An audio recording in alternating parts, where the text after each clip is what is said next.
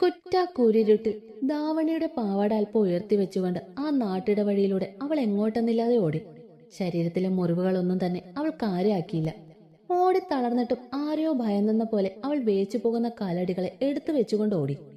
ഏറെ ദൂരം താണ്ടാൻ അവളുടെ കുഞ്ഞു ശരീരത്തിനായില്ല.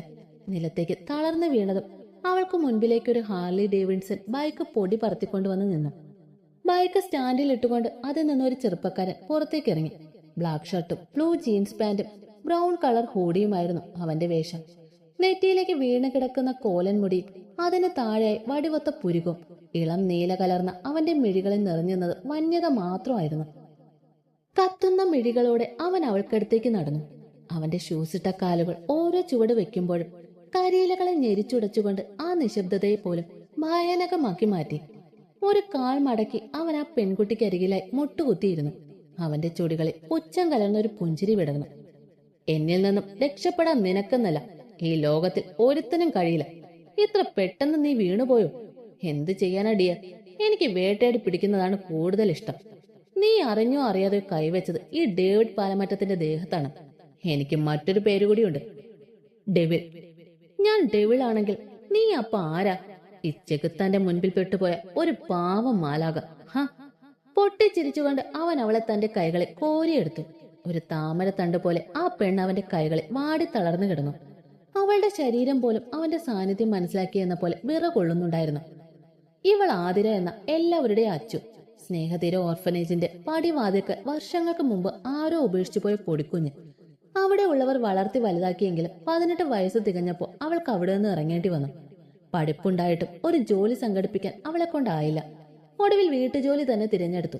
അതാകുമ്പോൾ താമസത്തിനും ഭക്ഷണത്തിനും ബുദ്ധിമുട്ടുണ്ടല്ലോ. എന്നാൽ അവൾ ചെന്ന് പെട്ടത് പേരുകേട്ട ചെകുത്താന്റെ കോട്ട എന്ന് വിളിപ്പേരുള്ള പാലമറ്റം തറവാട്ടിലായിരുന്നു.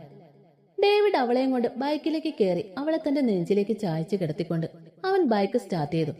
പാലമറ്റെന്ന് സ്വർണ്ണ ലിപികളിൽ കൊത്തിവെച്ച ആ പടുകുറ്റം വീടിന് മുൻപിലേക്ക് അവന്റെ ബൈക്ക് അവളെയും കൊണ്ടുവന്ന് നിന്നു.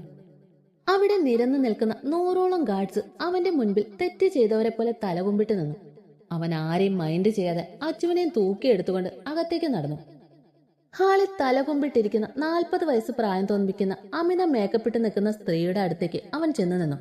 അവനെ കണ്ടതും ഭയന്ന് അവരുടെ തൊണ്ടയിലെ വെള്ളം പറ്റി. നിങ്ങളോട് ഞാൻ ആവശ്യപ്പെട്ടത് എന്റെ കുഞ്ഞിനെ പ്രസവിക്കാനും എന്റെ ബെഡ് ഷെയർ ചെയ്യാനും എന്നെ അനുസരിച്ച് നിൽക്കുന്ന വെർജിനായ ഒരു പെണ്ണിനെയാണ്. മറ്റൊരുത്തന്റെ ഏച്ചിൽ ഈ ഡേവിഡിനെ തിന്ന് ശീലമില്ല. നിങ്ങൾ അങ്ങനെ ഒരുത്തിയെ ഇവിടെ കൊണ്ട് വിടുകയും ചെയ്തു. എന്നാൽ ഇവൾ എന്റെ കാരണത്ത് കൈവീശി അടിച്ചിട്ടാണ് ഈ വീട്ടിൽ നിന്ന് രക്ഷപ്പെടാൻ ശ്രമിച്ചത്. അത് കനക അവന്റെ മുൻപിൽ നിന്ന് വിറച്ചു. ശബ്ദിക്കരുത്. ലക്ഷങ്ങളാണ് നീ ഇവളുടെ പേര് എന്റെ കയ്യിൽ നിന്ന് കൈപ്പറ്റിയത്. എന്തായാലും ഇവളെ എനിക്ക് ഒത്തിരി ഇഷ്ടമായി. അനുസരണയില്ലാത്തവരെ അനുസരണ പഠിപ്പിക്കാൻ ഈ ഡെവിക്ക് പണ്ടേ ഇഷ്ടമാണ്. ഇനി നിനക്ക് പോവാം. ഇവളെ അന്വേഷിച്ച് ഒരുത്തന് ഈ പടി കടന്നു വരാൻ പാടില്ല. അത് നിന്റെ ഉത്തരവാദിത്വമാണ്. ശരി സാർ. ഭീതിയോടെ അവർ സമ്മതിച്ചു. നിനക്ക് പോവാം.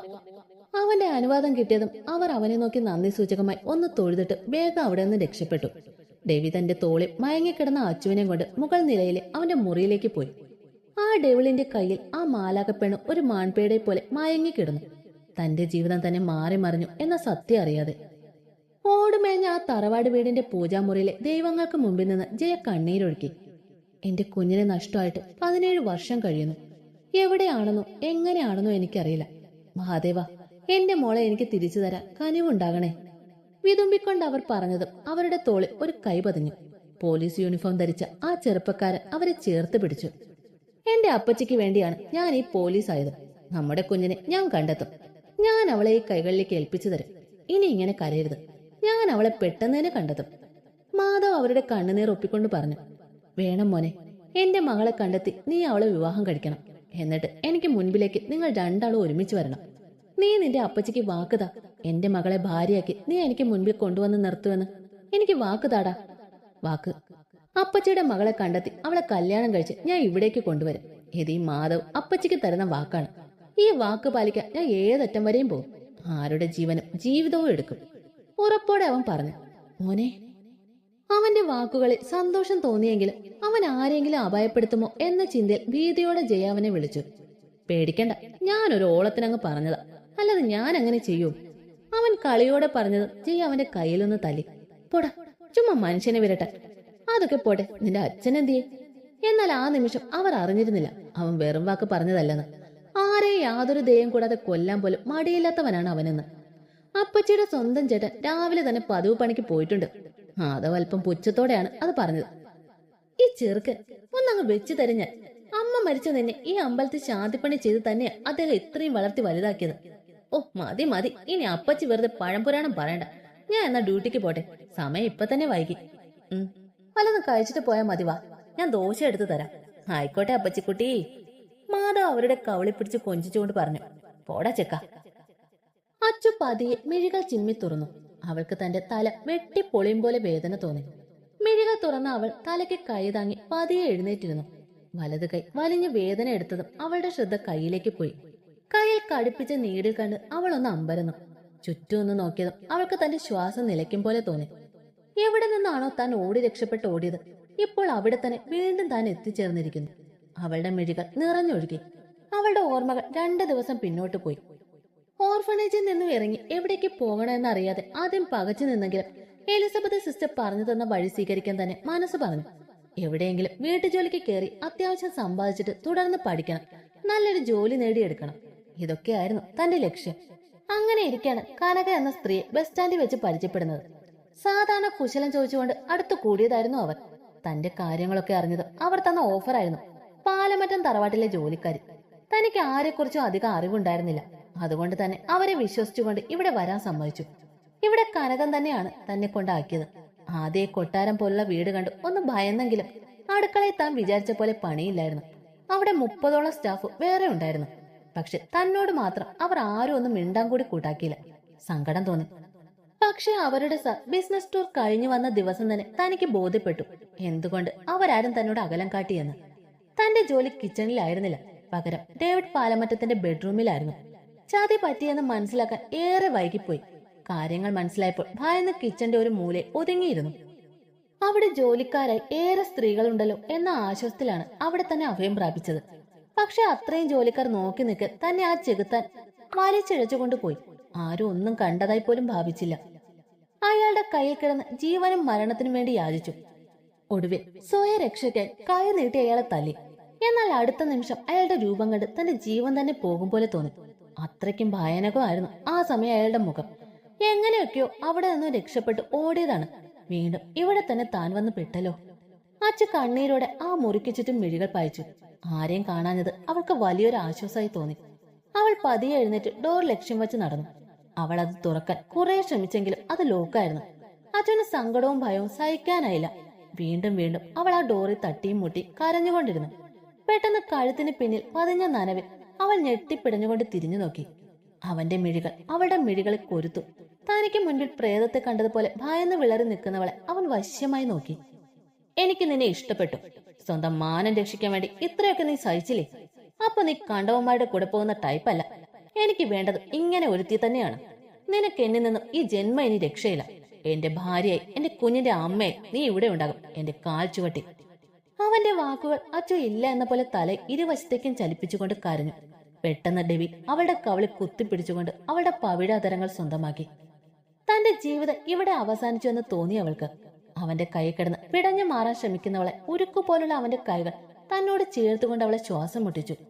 അപ്പോൾ ആ ചെകുത്താന്റെ ഹൃദയവും അവളിൽ അടിമപ്പെടുന്നുണ്ടായിരുന്നു. ആ കുഞ്ഞിപ്പെണ്ണിനെ അറിയാൻ അവൻ വല്ലാതെ കൊതിച്ചു. അവന്റെ വന്യത താങ്ങാനാവാതെ അവൾ പിടഞ്ഞുപോയി. അച്ചു അവന്റെ കൈ കിടന്ന് പിടഞ്ഞു. ഡെവി അവളെ തന്നോട് തന്നെ അടുപ്പിച്ചുകൊണ്ട് ആദ്യമായി അറിയുന്ന ചുംബനത്തിൽ ലയിച്ചുപോയി. അത്രത്തോളം മൃദുവായ അവളുടെ ചുണ്ടിനെ അവൻ കടിച്ചു വലിച്ചു നുണഞ്ഞു. അച്ചു തളർന്ന് അവന്റെ കൈകളിലേക്ക് തന്നെ വീണത് അവൻ അവളെ എടുത്തു പൊക്കി ബെഡിക്കൊണ്ട് കിടത്തി. എന്നെ തടയാൻ ശ്രമിച്ചാൽ ഒത്തിരി വേദന നിനക്ക് സഹിക്കേണ്ടി വരും. മറ്റൊരാളെ വേദനിപ്പിക്കുക എന്നാൽ എനിക്ക് ഹരമാണ്. നിന്നിൽ എന്റെ ആവശ്യം പൂർത്തിയാക്കി മതിയാകും. അച്ചു അവനെ ക്ഷീണം ബാധിച്ച മിഴികളോടെ ഭയത്തോടെ നോക്കി. അവളുടെ നോട്ടം അവന്റെ ഹൃദയത്തിൽ തന്നെ തുളഞ്ഞു കയറി. ഒരു നിമിഷം അവൻ അവളിൽ നിന്നും മുഖം തിരിച്ചതും വാളിൽ ഭംഗിയായി ഹാങ് ചെയ്ത ഷോയ്ക്ക് വേണ്ടി വെക്കുന്ന ഓമനത്തമുള്ള ചെറിയ പെൺകുഞ്ഞിന്റെ ചിത്രം കണ്ട് അവന്റെ മിഴികൾ തിളങ്ങി. ഇല്ല, എനിക്കും വേണം സ്വന്തം രക്തത്തിൽ ഒരു കുഞ്ഞിനെ. അതിനായി ഞാൻ എന്തും ചെയ്യും. മനസ്സിൽ വാശിയോടെ അവൻ ഓർത്തു. അവന്റെ മിഴികൾ വീണ്ടും ആ കുഞ്ഞിപ്പെണ്ണിലേക്ക് എത്തിയതും അവന്റെ മിഴികൾ തിളങ്ങി. അവളുടെ മുഖത്തും ആ ചിത്രത്തിലെ കുഞ്ഞിന്റെ മുഖത്തും നിറഞ്ഞു നിൽക്കുന്നത് ഒരേ നിഷ്കളങ്കതയും ഓമനത്വമാണെന്ന് ആ ഒരു നിമിഷം അവന് തോന്നി. അച്ചുവിന് അവനെ ഒന്ന് നോക്കാൻ പോലും ഭയം തോന്നി. ശരീരം കൊണ്ടും മനസ്സുകൊണ്ടും തളർന്നതുകൊണ്ട് തന്നെ അവൾക്ക് തന്റെ ഒരു ചെറുവിരൽ അനക്കാൻ പോലും വല്ലാത്ത ബുദ്ധിമുട്ട് തോന്നി. ഡെവി അവളെ തന്നെ കണ്ണിമ ചിമ്മാതെ നോക്കി നിന്നു. അവളുടെ ധാവണി മാറിക്കിടക്കുന്ന കുഞ്ഞു വയറിലേക്ക് അവന്റെ നോട്ടം പതിഞ്ഞു. അവന്റെ വശ്യമായ നോട്ടം അവളെ കൂടുതൽ തളർത്തി. അച്ചു മിഴികൾ കൂട്ടിയടച്ചുകൊണ്ട് തന്റെ വിധിയെ പഴിച്ചു. താലി ചാർത്തിയവനല്ലാതെ മറ്റൊരുത്തനാൽ മാനം നഷ്ടമായാൽ അടുത്ത നിമിഷം താൻ തന്റെ ജീവനും ജീവിതവും അവസാനിപ്പിക്കുമെന്ന് അവൾ മനസ്സിൽ ഉറപ്പിച്ചു. അച്ചു അല്പം ബുദ്ധിമുട്ടി പതിയെ ബെഡിൽ നിന്ന് എഴുന്നേറ്റു നിന്നു. അവളുടെ അവശത നിറഞ്ഞ കുഞ്ഞു മിഴികൾ അവനെ യാചനയോടെ നോക്കി. എന്നെ ഒന്നും ചെയ്യില്ലേ സാറേ? പറഞ്ഞു തീർന്നതും അവൾ ബോധം മറിഞ്ഞ് നിലത്തേക്ക് വീണു. ഡെവി ഓടി വന്ന് നിലത്ത് നിന്ന് അവളെ വാരിയെടുത്തു. അവന്റെ മിഴികൾ ദേഷ്യത്താൽ ചുവന്നു. അച്ഛനെ ബെഡിലേക്ക് കിടത്തിയിട്ട് അവൻ തൊട്ടടുത്ത മുറിയിലേക്ക് പാഞ്ഞു. നൈറ്റ് ഡ്യൂട്ടി കഴിഞ്ഞു വന്ന് ഒന്ന് ഉറങ്ങാൻ കിടന്നതായിരുന്നു ഡെറി പാലമറ്റം എന്ന ഡെവിയുടെ ഒരേ ഒരു ഇരട്ട സഹോദരൻ. രൂപം കൊണ്ടും സ്വഭാവം കൊണ്ടും ഇരുവരും വ്യത്യസ്തരായിരുന്നു. ഡെവി തീയാണെങ്കിൽ ഡെറി മഞ്ഞുപോലെയാണ്. ഡെറി! ഡെവിയുടെ വിളി കേട്ട് നല്ലൊരു ഉറക്കത്തിലേക്ക് വീണ ഡെറി ഞെട്ടിച്ചാടി എഴുന്നേറ്റു. എന്താടാ? ഉറക്കം മുറിഞ്ഞ ഈശയിൽ ഡെറി ദേഷ്യത്തോടെ ചോദിച്ചു. നീ ആ പെണ്ണിനൊന്ന് നോക്കി, അവളുടെ ബോധം പോയി. ഡെവി അലക്ഷ്യമായി പറഞ്ഞുവെങ്കിലും അതിലൊരു കരുതൽ ഒളിഞ്ഞിരുന്നിരുന്നു. ബോധം പോയതോ അതോ നീ പോക്കിയതോ? ഡെറി ഡെവിയെ കൂർപ്പിച്ചു നോക്കിക്കൊണ്ട് ചോദിച്ചു. പൊന്ന മോനെ, ഇങ്ങോട്ട് വാടാ. ഡെവി അവന്റെ ഷർട്ടിന്റെ കോളറിൽ പിടിച്ചു പൊക്കി നിലത്തേക്ക് നിർത്തി. നിനക്ക് ഭ്രാന്താണോ ഡെവി? ഒരു വേശ്യയുടെ കയ്യിൽ നിന്ന് പട്ടിയും പൂച്ചയും വാങ്ങും പോലെ ഒരു പെണ്ണിനെ വില കൊടുത്ത് വാങ്ങുക, അതും ഒരു കുഞ്ഞിന് വേണ്ടി. ഇവളൊക്കെ ഏതു തരാണെന്ന് ആർക്കറിയാം? ഡെറി അല്പം പുച്ഛത്തോടെ പറഞ്ഞത് ഡെവിയുടെ മിഴികൾ ചുവന്ന് കലങ്ങി. അവന്റെ ഉള്ളിലേക്ക് ഏലിക്കുട്ടിയുടെ വാക്കുകൾ തുളഞ്ഞു കയറി. വന്നേക്കുന്നു അവൻ കുറെ കാശും കൊണ്ട്. നീ ഒരാണാണോടാ? നിനക്കൊരു പെണ്ണിനെ കെട്ടാൻ പറ്റുമോ? അവളെ നിന്റെ പ്രണയം നിറച്ച് നിന്റെ ചൂടും ചൂരും കൊടുത്ത് ഒരു കുഞ്ഞിനെ ഉണ്ടാക്കാൻ പറ്റുമോ? ഇല്ലല്ലേ ഷാണ്ടാൻ, പോയി തൂങ്ങിച്ചവടാ. ഡെവി മിഴികളെ അഗ്നി നിറച്ചുകൊണ്ട് അടുത്തിരുന്ന ടേബിളിൽ ഒറ്റ തട്ടി മറിച്ചിട്ടു. ഡെറി അവനെ കൂർപ്പിച്ചു നോക്കി. മതി, ഇപ്പൊ നീ എന്താ ചിന്തിച്ചതെന്ന് എനിക്ക് മനസ്സിലായി. ഇനി നീ ഒന്നും ഓർക്കേണ്ട. എനിക്ക് പകരം നീ കേട്ടു, അത്രേ ഉള്ളൂ. ഇപ്പൊ നീ കാണിക്കുന്ന ഈ വാശി അത് നല്ലതല്ല ഡെവി. ആ സ്ത്രീ കൊണ്ടുവന്ന പെണ്ണ് അവൾ ഒരിക്കലും ഒരു നല്ല സ്ത്രീ ആകില്ല. ആത്മാഭിമാനമുള്ള ഒരു പെണ്ണ് ഈ പണിക്ക് വരില്ല. ശരീരവും മാതൃത്വവും വിറ്റ് നടക്കുന്ന ശവങ്ങൾ. ഡെറി! ഡെവി അവന്റെ ഷർട്ടിൽ കുത്തിപ്പിടിച്ചു. എന്താടാ നീ പറഞ്ഞത്? കൊല്ലും നിന്നെ ഞാൻ. എനിക്ക് വേണ്ടത് ഒരു വേശ്യയല്ല. എന്റെ കുഞ്ഞിന്റെ അമ്മ എല്ലാ അർത്ഥത്തിലും പരിശുദ്ധയായിരിക്കണം. അവൾ ആദ്യമായി അവസാനമായി അറിയേണ്ടത് എന്റെ ശരീരത്തിന്റെ ചൂടാവണം. ഡെറിക്ക് ഡെവിയുടെ ദേഷ്യം കണ്ട് പുച്ഛം തോന്നി. വീട് ഡെവി, ഇന്നലെ കണ്ട അവളെ കുറിച്ച് നിനക്ക് എന്തറിയാം? അവളുമാരെ ഒന്നും വിശ്വസിക്കാൻ കൊള്ളില്ല. ഒക്കെയും പോക്ക് കേസുകളായിരിക്കും. നിനക്ക് വേണ്ടത് ഒരു കുഞ്ഞിനെയല്ലേ? അതിന് മറ്റെന്തെല്ലാം വഴിയുണ്ട്. വിവാഹം വേണ്ടെങ്കിൽ സറോഗസി പോലെ എന്തെങ്കിലും വഴി നോക്കിയാൽ പോരേടാ. ഇല്ല, എന്റെ കുഞ്ഞ് ഒരു കൃത്രിമമായി ഉണ്ടാക്കിയെടുത്ത ഒരു വസ്തു ആകരുത്. അവന്റെ ഓരോ ചലനവും എനിക്ക് തൊട്ടറിയണം. ഒരപ്പന്റെ എല്ലാ അവകാശവും എനിക്ക് അവനിൽ ഉണ്ടായിരിക്കണം. മറ്റൊരാളും അവകാശം സ്ഥാപിക്കാത്ത വിധം എന്റേത് മാത്രമായിരിക്കണം. നീ ഇനി എന്തൊക്കെ പറഞ്ഞാലും എനിക്ക് ആ പെണ്ണിനെ കാണാനോ അവളെ ചികിത്സിക്കാനോ എനിക്ക് താല്പര്യമില്ല. നീ എന്ത് കുന്തം വേണേലും ചെയ്. ഡെറി കെറുവോടെ പറഞ്ഞുകൊണ്ട് ഡെവിയിൽ നിന്ന് മുഖം തിരിച്ചു. നീ ഇപ്പൊ അവളെ നോക്കുമോ ഇല്ലയോ? ഡെവിയുടെ ശബ്ദത്തിൽ അല്പം ഭീഷണി നിറഞ്ഞു. ഓ പുല്ലു, വാ, ഞാൻ നോക്കട്ടെ. ആരിശത്തോടെ ഡെറി ഡെവിയുടെ മുറിയിലേക്ക് നടന്നു. വില കൂടിയ പഞ്ഞി പോലത്തെ മെത്തയിൽ കിടന്ന് സുഖമായി ഉറങ്ങുന്ന ആ കുഞ്ഞിപ്പെണ്ണിലേക്ക് ഡെറിയുടെ മിഴികൾ നീണ്ടു. ആ കുഞ്ഞിപ്പെണ്ണിനെ കണ്ട് അവന്റെ മിഴികൾ ഒരു നിമിഷം ആർദ്രമായി. വാടി തളർന്ന് കിടപ്പാണ് പെണ്ണ്. ശരീരത്തിൽ അവിടെ എവിടെയായി കുറെ ഏറെ മുറിവുകളൊക്കെ ഉണ്ട്. കിടക്കുന്ന കിടപ്പ് കണ്ടില്ലേ? കാണാൻ എന്തൊരു പാവം. ഇതിന്റെയൊക്കെ പണിയോ? ഡെവി, നീ ഇതിനെ എന്തെങ്കിലും ചെയ്തോ? ഡെറി ആദ്യം കുറച്ച് പതുക്കെയും അവസാനത്തെ അല്പം ശബ്ദം ഉയർത്തിയും ചോദിച്ചു. ഇല്ല, ഡെവി അലക്ഷ്യമായി പറഞ്ഞു. പിന്നെ ഈ മുറിവുകളൊക്കെ എങ്ങനെ പറ്റിയതാ? പന്ന മോള് എന്റെ കയ്യിൽ നിന്ന് ഓടി രക്ഷപ്പെടാൻ ശ്രമിച്ചപ്പോ പറ്റിയതാ. ഡെറിയുടെ നെറ്റി ചുളിഞ്ഞു. ഓടിപ്പോവേ? ഡെവി, നീ ഒന്ന് തെളിച്ചു പറ, എന്താ ശരിക്കും ഇവിടെ ഉണ്ടായത്? ഡെവി പിന്നെ എല്ലാം അവനോട് തുറന്നു പറഞ്ഞു. എടാ, ഈ കൊച്ച് ഇത് അവരുടെ ചതിയപ്പെട്ടു പോയതാണെന്ന് തോന്നും. പാവം, വേണ്ടടാ ഡെവി. ഈ മഹാപാപം നമുക്ക് ചെയ്യണ്ട. വിട്ടേക്ക്, പൊക്കോട്ടെ പാവം. ഡെറി വാത്സല്യത്തോടെ ആ കുഞ്ഞിപ്പെണ്ണിനെ നോക്കിക്കൊണ്ട് പറഞ്ഞു. പറ്റില്ല, ഞാൻ തീരുമാനിച്ചു കഴിഞ്ഞു. ഇവൾ തന്നെയാണ് എന്റെ കുഞ്ഞിന് ജന്മം നൽകേണ്ടവൾ. ഇവളെ രക്ഷപ്പെടാൻ ഞാൻ അനുവദിക്കില്ല. ഡെവി വാശിയോടെ പറഞ്ഞു. ഡെവി, ഇതൊന്നും തീരെ ശരിയല്ല. നിന്റെ കുഞ്ഞിനെ കിട്ടിക്കഴിഞ്ഞ കറിവേപ്പില പോലെ നീ ഈ പെണ്ണിനെ വലിച്ചെറി. പിന്നെ ഇതിന്റെ ഭാവി എന്താവും? ഡെറി ആശങ്കയോടെ ചോദിച്ചു. ഡെവി ഒന്നും മിണ്ടാതെ ക്രൂരത നിറഞ്ഞ പുഞ്ചിരിയോടെ അവൾക്കടുത്തേക്ക് നടന്നു. ആ പെണ്ണിന്റെ കവളിൽ അവനൊന്ന് തലോടി. ഡെവിയെ തന്നെ കണ്ണെടുക്കാതെ നോക്കി നിന്നു. കൊല്ലാനായാലും വളർത്താനായാലും തൽക്കാലം ഞാൻ മാത്രം മതി ഇവൾക്കിനി. എന്നിൽ നിന്ന് നിനക്കൊരു മടങ്ങിപ്പോക്കുണ്ടെങ്കിൽ അത് മരണം കൊണ്ട് മാത്രമാകും. പറഞ്ഞാൽ മനസ്സിലായില്ലെങ്കിൽ കൊല്ലും ഞാനിവളെ. അച്ഛന്റെ കവളിലെ പിടിമുറുക്കിക്കൊണ്ട് ഡെവി പറഞ്ഞത് ഡെറിയുടെ മിഴികൾ നിറഞ്ഞു. ഡെവിയിലെ അപ്പോഴുണ്ടായ ചെകുത്താൻ ഭാവം ഡെറിയിൽ പോലും ഭയം നിറച്ചു. അച്ചുവിന്റെ കവിളുകൾ അവന്റെ 5 വിരലും പതിഞ്ഞു. അവളുടെ കവിള് ചുവന്ന് നീലിച്ചു. ഡെവി.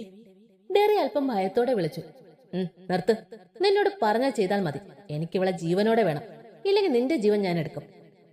ഡെറിയെ ഒന്നും പറയാൻ സമ്മതിക്കാതെ അത്രയും പറഞ്ഞുകൊണ്ട് അവൻ സിഗരറ്റ് എടുത്ത് ചുണ്ടോട് ചേർത്തുകൊണ്ട് അവിടെ ഉണ്ടായിരുന്ന ബാൽക്കണിയിലേക്ക് നടന്നു.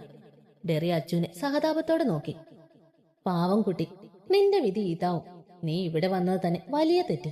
എന്നോട് ക്ഷമിക്കണം. ഈ കുടുക്കിൽ നിന്നും എനിക്ക് നിന്നെ രക്ഷിക്കാനാവില്ല കുട്ടി. ഡെറി സങ്കടത്തോടെ മനസ്സിൽ പറഞ്ഞുകൊണ്ട് അവളെ ചികിത്സിച്ചു.